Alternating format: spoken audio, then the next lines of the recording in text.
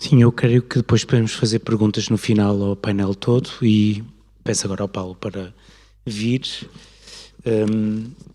Outra vez socorrer-me da minha cábula. Vou apresentar. Não. Bom, professor auxiliar do Departamento de Artes da Universidade da Beira Interior, onde dirige o mestrado em cinema. É membro entregado do LabCom, também da Universidade da Beira Interior. Doutor em Estudos Contemporâneos pela Universidade de Coimbra, foi o coordenador editorial da Aniki durante 2018 e 2020. É programador do Cineclube de Guimarães e do Curtas Vila do Conde. Publicou profusamente sobre cinema português e, em especial, sobre António Reis e Margarida Cordeiro e, ainda mais em especial, sobre o Museu da Imagem e do Som, sobre o qual ele vem falar hoje. Entre outras coisas.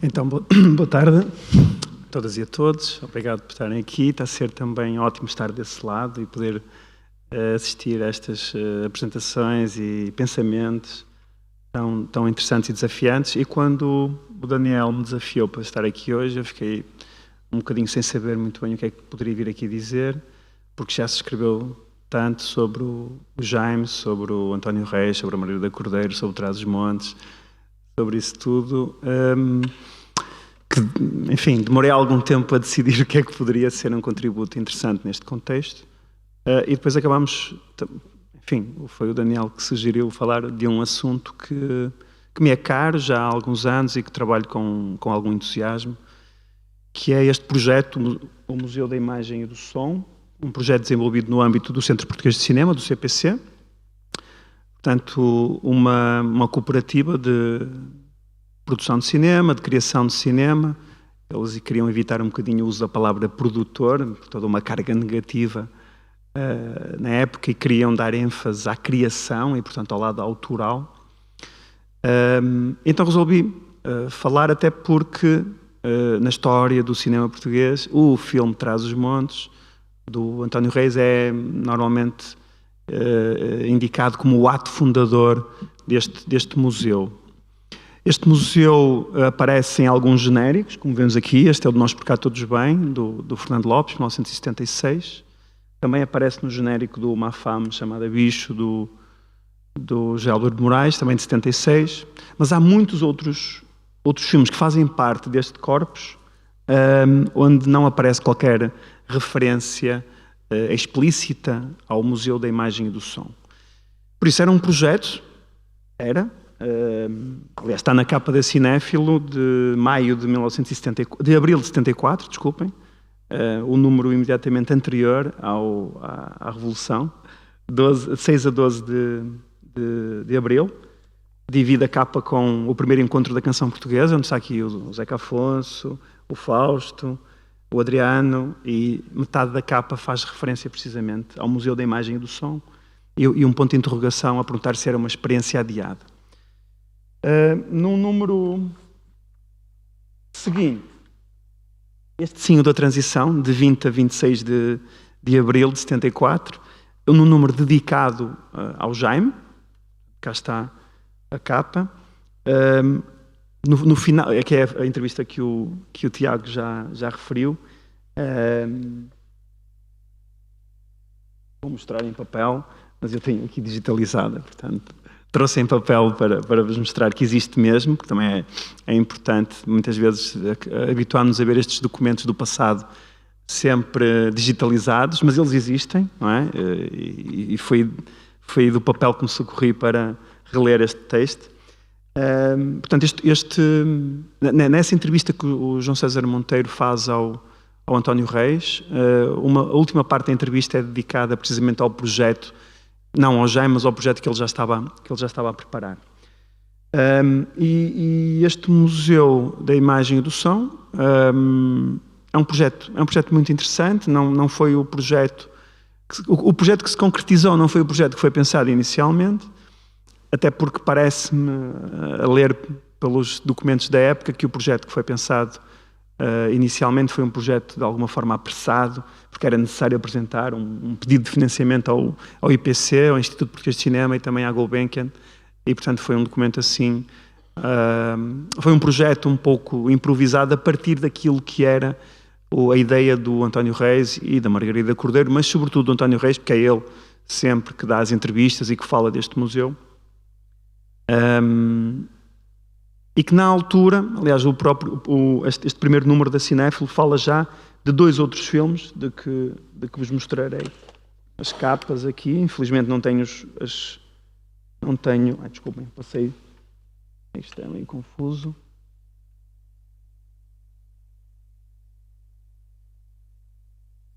Uma parte que mexe, eu não estou habituado. Mas estes são os 3 filmes que estão referidos na revista Cinéfilo como sendo o início deste projeto. Naturalmente o Trás-os-Montes, que ainda não se chamava Trás-os-Montes, mas também o Máscaras, da Noémia Delgado, e o Arcozelo, que foi depois concretizado noutra cooperativa, não no Centro Português de Cinema, mas na Cinequipa, pelo Fernando Matos Silva, que tinha sido um dos fundadores do Centro Português de Cinema. O que acontece aqui neste período é que há uma fuga da maior parte dos elementos do Centro Português de Cinema, por diversos motivos, porque o Centro Português de Cinema foi criado em 1969, formalizou-se em 69, teve uns problemas com o Estado Novo para variar, com os estatutos, enfim, com todo o perigo de independência criativa, que fugia um pouco ao rigor da censura, e portanto só acabou por ser formalizado em 1970, mas foi uma cooperativa que agregou aqueles jovens cineastas que se reuniram aqui no Porto, no final de novembro e no início de dezembro de 1967, na Semana de Estudos do Novo Cinema Português, e do qual nasceu um documento, o Ofício do Cinema em Portugal. E foi a partir dessa reunião aqui no Porto, organizada pelo Cineclube do Porto, e por essa figura ímpar do Henrique Alves Costa, que nasceria então esta cooperativa, este Centro Português de Cinema. E a Cinequipa é uma das cooperativas que tenta replicar numa escala muito reduzida, numa escala mais homogénea, porque o Centro Português de Cinema acabava por incluir uma série de pessoas muito diferentes no seu seio, por isso é que eles depois se organizavam em grupos, mas com o fim do período de financiamento da Gulbenkian, que foi um período inicial de 3 anos, cada um desses grupos tentou autonomizar-se, então surgem uma série de cooperativas, entre elas a Cinequipa, dos irmãos Matos Silva, surge também a Cinequanon, onde estava o Fonseca Costa e o António Macedo, entre outros, naturalmente. Portanto, o filme Arcozelo, que nasce no seio do Centro Português de Cinema, acaba depois por ser concretizado na Cinequipa. Por isso, esta delimitação formal do Museu da Imagem e do Som, que é uma marca do Centro Português de Cinema, depois acaba por ser enfim, concretizado por muitos criadores que tinham começado no CPC, mas que depois seguiram o seu caminho noutras cooperativas. E aqui vemos a lista dos filmes que formalmente pertencem ao centro, ao museu, e vemos aqui alguns filmes produzidos por outras cooperativas, como a Paz dos Reis, a Cinequanon, a Filmform, entre outras. Por isso, e depois há uma série de outros filmes que, não integrando formalmente este projeto do Museu da Imagem e do Som, acabam por lhe seguir os seus princípios. Então, são muitos outros filmes que de alguma forma poderiam estar aqui incluídos. Inclusive filmes que tinham sido rodados anteriormente. O caso do António Campos, do Vilarinho das Furnas,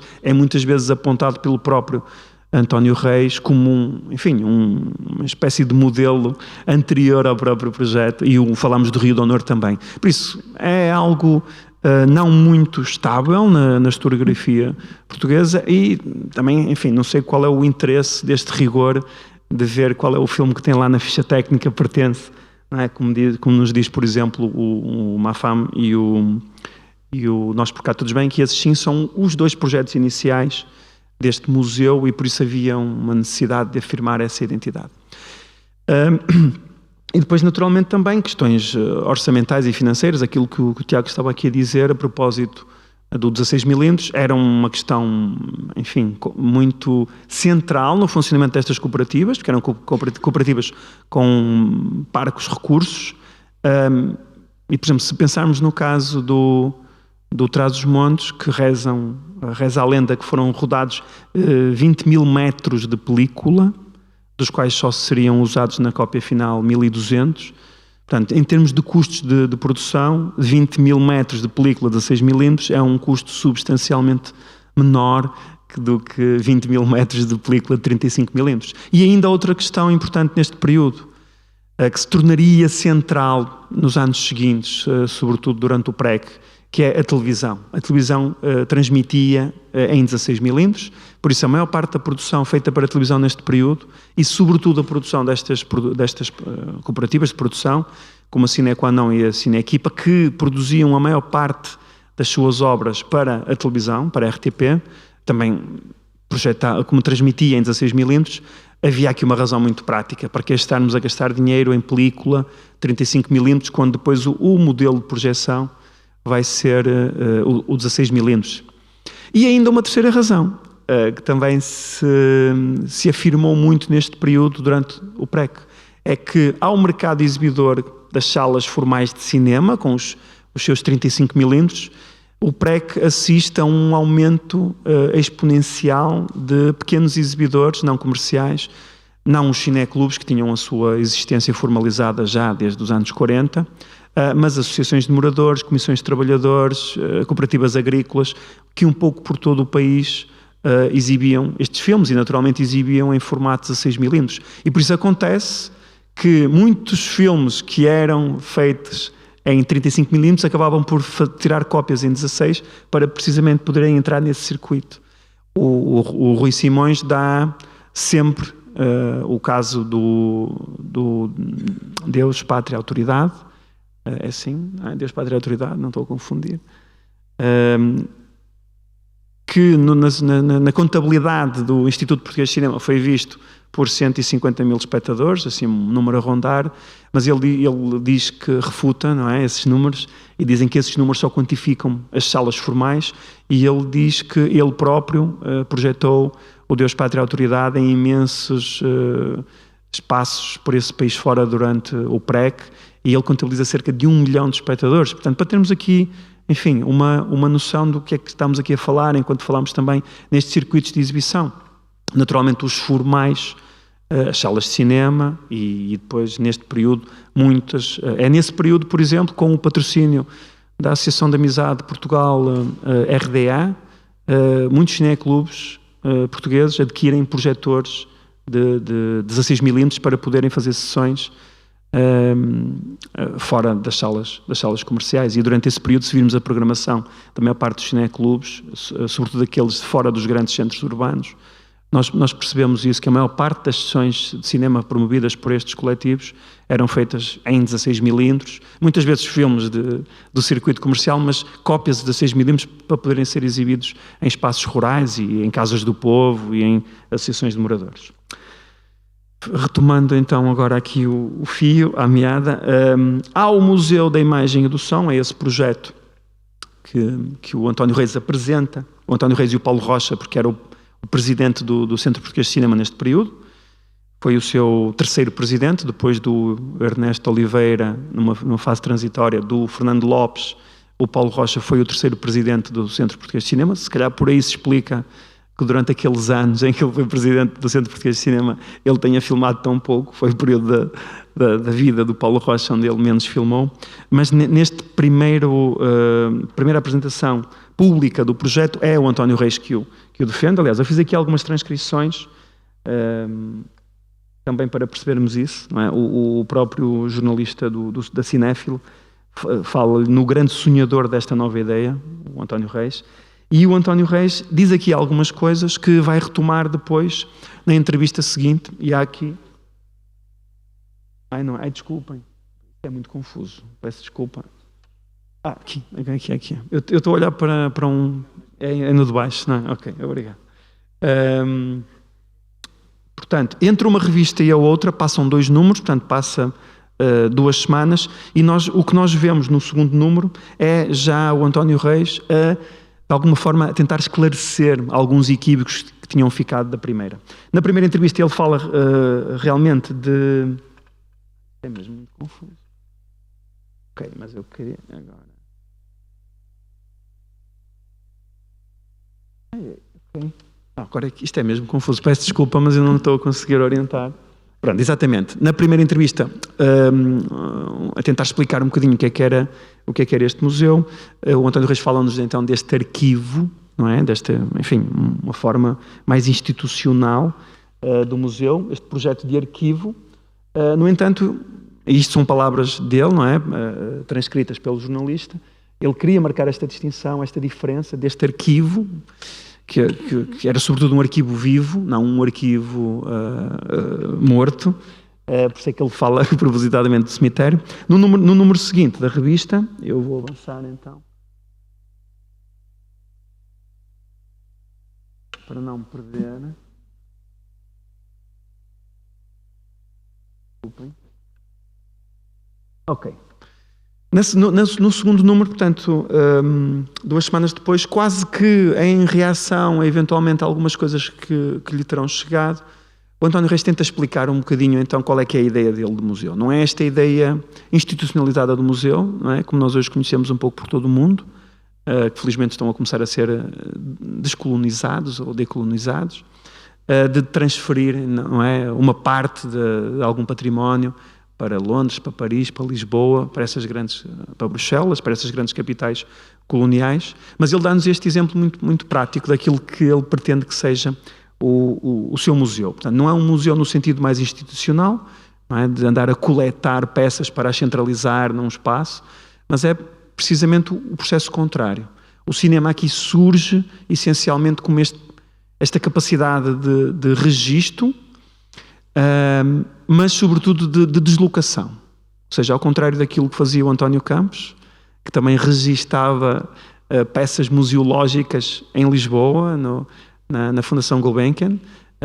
Foi essa a sua principal atividade enquanto realizador de cinema.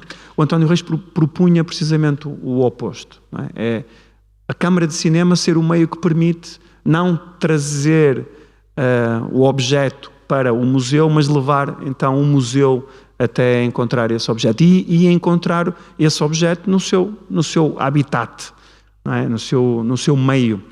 E este exemplo que ele aqui dá parece muito, muito feliz, porque tem a ver com toda esta dimensão do museu, da imagem e do som como ele o idealizou, e que depois nós vamos perceber que não é transversal, não é concordante com todos aqueles filmes que depois se inscrevem neste museu, ainda que informal. E por isso esta ideia inicial do António Reis, que parece que era sobretudo do António Reis, e que terá sido subscrita, enfim, por outros realizadores dos filmes que integram hoje formalmente este museu, acabamos por perceber que esta ideia de museu nem sempre funciona da mesma maneira em todos os filmes. E há, de facto, alguns filmes que estão ali listados não comungam desta ideia, não é? E, enfim, não quero também estar aqui a falar dos outros filmes, mas quero no fundo voltar ao António Reis e à Margarida Cordeiro. Desculpem se às vezes insisto muito no António Reis, mas é porque neste período, nesta fase inicial do projeto, antes da rodagem, é sobretudo ele o principal porta-voz do projeto. E as entrevistas que nós temos sobre o projeto, os depoimentos, são sobretudo dele. E depois fui também pesquisar um bocadinho o que é que aconteceu com a recepção do filme. E também fiz este trabalho arqueológico de ir um bocadinho às fontes. E o que acontece com a estreia do filme é que o António Reis e a Margarida Cordeiro insistiram muito na necessidade de mostrar, em primeiro lugar, o filme aos transmontanos. O filme estreou na pequena sala do Império, na sala satélite, mas umas semanas antes, o António Reis e a Margarida Cordeiro, o Centro Português de Cinema, o Instituto Português de Cinema, a Direção-Geral, agora não vou dizer, para não dizer um disparate, mas era uma Direção-Geral que existia na altura, e não estou mesmo a lembrar agora do nome, organizaram uma excursão para essas antestreias, ou seja, não só o filme foi mostrado pela primeira vez em Bragança e em Mirandela, em condições diferentes, e a folha de sala que eu escrevi fala um bocadinho sobre essas particularidades. Em Bragança foi exibida numa sala de cinema e em Miranda, eu disse Mirandela, mas é Miranda do Douro, desculpe-me. Em Miranda do Douro, como não havia sala de cinema, a exibição foi feita na praça pública, portanto num ecrã improvisado numa parede de uma igreja. E eles fizeram questão de mostrar esse filme. Não foi em todas as aldeias onde filmaram, mas centralizaram as exibições em Bragança e em Miranda do Douro. E levaram de Lisboa, então, alguns amigos e pessoas que eles achavam que seriam importantes também ver o filme naquelas condições. E entre estas pessoas que foram de Lisboa foi também o Miguel Torga, que é um transmontano, não daquela parte fria do território transmontano, mas é um transmontano. E, enfim, o Bernardo da Costa também foi, o Nuno Bragança, enfim, uma série de outras pessoas que depois foram deixando, então, alguns relatos na imprensa da época. E aquilo que eu encontrei, isto ainda é uma notícia sobre a rodagem, portanto, de 1975. Pois é, desculpem, esqueço. É que eu estou aqui a ver, isto confundo. Isto ainda é uma notícia de fevereiro de 75, portanto, o filme foi rodado no verão de 74, nos tais 3 meses de inferno. O António Reis, numa entrevista, diz que o tempo em Trás-os-Montes se divide em 9 meses de inverno e 3 meses de inferno. Era precisamente nesses meses de inferno que eles foram filmar, também porque eram as férias laborais, quer da Margarida, quer do António. Portanto, não era como o António Campos, não eram cineastas a tempo inteiro. E portanto eles filmaram no verão naquilo que eram as suas férias. Isto é uma primeira notícia que sai no fim da rodagem, quando o filme está em montagem, é quando o António Reis nos fala precisamente dos tais 20 mil metros de película filmada, que estavam na altura a pensar que teriam uma versão final de 2000, acabou por ficar em 1200, que equivale aos 110 minutos de hoje.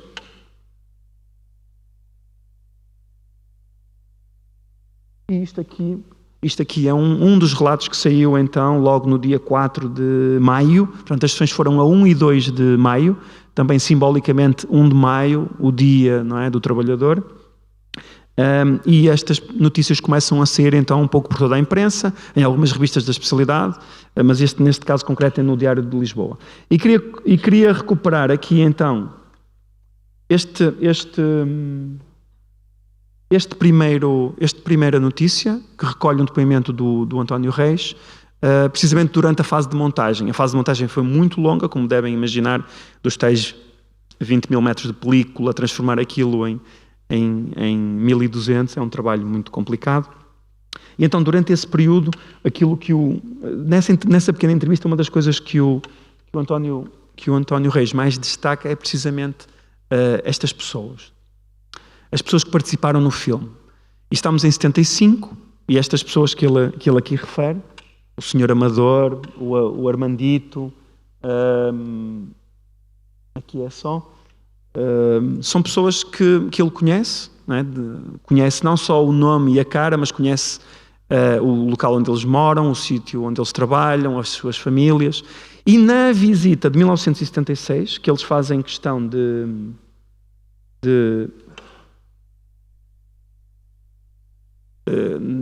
nas sessões de antestreia que eles fazem questão de fazer em Trás-os-Montes, em Bragança e em Miranda do Douro, ele vai reencontrar muitas destas pessoas. E são essas pessoas também que ele faz questão que estejam na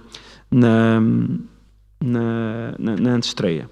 E eu tirei uma fotografia há bocado a um slide que a Joana apresentou e que eu estava com medo de me esquecer, então tirei a fotografia e não foi uma encomenda, mas há num dos últimos slides que a Joana nos apresentou, nas conclusões, ela fala-nos precisamente desta ideia. Antes do museu esteve o afeto e o fascínio. E antes desta ideia institucional do Museu da Imagem e do Som, aquilo que parece conduzir esta ideia do museu é sobretudo esta ideia dos afetos. E do fascínio, de alguma forma, este fascínio que o António Reis tinha pelo Alentejo, que depois encontra em Trás-os-Montes, também por causa da Margarida ser natural de Trás-os-Montes. E é este afeto que faz com que eles queiram mostrar o filme em Trás-os-Montes, primeiro àquelas pessoas, e depois também é este afeto que faz com que eles, sempre que falem do filme, falem sistematicamente destas pessoas. No cartaz do filme nós vemos lá o povo de Trás-os-Montes, não é? Esta designação muito genérica, muito abrangente, e o Daniel já está a olhar para mim porque eu já ultrapassei o meu tempo, mas eu já vou terminar. Desculpa. Nesta ideia muito generalizada do povo, não é? Que estava muito na voga durante o pré, que estava muito na boca de muitos discursos políticos, eles fazem questão na ficha técnica de discriminar o nome de todas as aldeias e lugares onde o filme foi filmado. E, portanto, aparece uma longa lista de aldeias. Claro, na impossibilidade de nomear ali todas as pessoas que contribuíram ao longo daqueles meses para rodar o filme. Mas nestes momentos públicos, quer nas entrevistas, nos depoimentos, nas reportagens, eles fazem sempre questão de lembrar o nome das pessoas e a condição das pessoas. E lamentar muito que entre 74, o ano em que o filme foi rodado, e 76, portanto, num curto espaço de menos de 2 anos, porque o filme estreia em maio, antes do verão, muitas das pessoas que tinham participado no filme já não viviam em Trás-os-Montes. Tinham emigrado para a Alemanha, para a França, emigrado para Lisboa, não é tecnicamente correto, mas tinham saído dali. E isso era o princípio programático deste museu. Era fixar estas memórias antes que elas desaparecessem. E num espaço de 2 anos, aquilo que o filme nos mostra é precisamente uma realidade que está a desaparecer a um ritmo muito, muito alarmante. E aquilo que ele diz, porque ele diz, eu podia fazer uma recolha etnográfica, eu podia fazer uma recolha fotográfica, mas aquilo que o filme permite, o cinema permite, é registar os sons e as imagens, mas nem sempre, ou quase nunca, os sons e as imagens tal qual eles estão lá, mas numa tentativa de reimaginar aqueles sons, tentar recuperar um pouco também naquilo que está a ser discutido aqui hoje, da ideia de restauro. Não sei tecnicamente o nome que poderíamos usar. O António Reis fala de uma antropologia da ficção, e é essa ideia que me interessa muito, de que este museu, para além de ser um museu de imagens e de sons, seja também um museu de afetos. Obrigado pela paciência.